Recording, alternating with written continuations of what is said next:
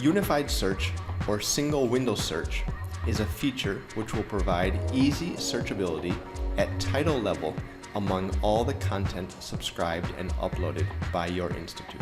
After opening the MyLOFT mobile app, use the search window on top to write a name of the database, journal, or ebook which you want to search for.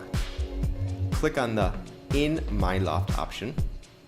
The system will provide you with all the results on a single window under 3 different tabs. Under the e-resources tab, you will get to see databases, journals, or ebooks with the keyword in their title. In links and files, you may get to see some other content if uploaded by your institute.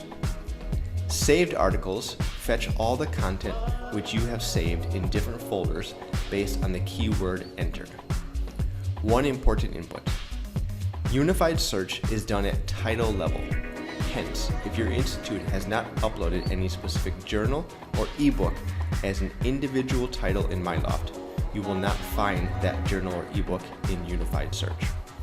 In such cases, you need to visit the specific database under the e-resource tab and access that journal or ebook.